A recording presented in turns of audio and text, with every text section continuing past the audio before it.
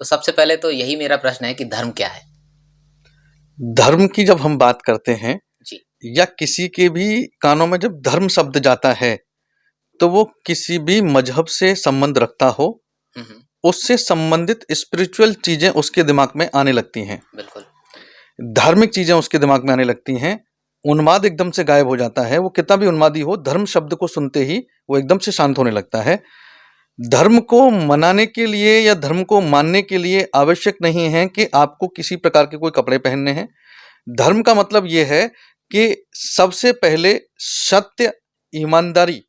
अगर किसी के पास सत्य नहीं है और वो कितना भी मन से धार्मिक हो, हुँ, हुँ। तो वो धर्म के साथ नहीं है। ठीक है। धर्म का मतलब है सत्य, जो भगवान श्री कृष्ण गीता में कहते हैं, सत्य के साथ जो है, समझ लो वही धर्म के साथ है।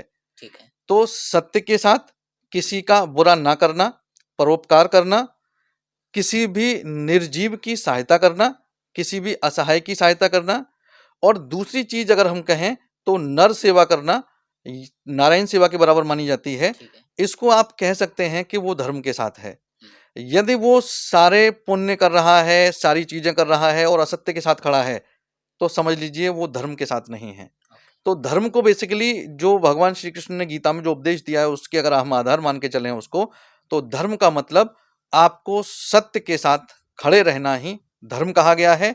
यानी कि यदि आपका कोई सगा संबंधी भी है जी। और वो असत्य के साथ है, तो भी आपको सत्य के साथ खड़ा होना चाहिए। ये धर्म है।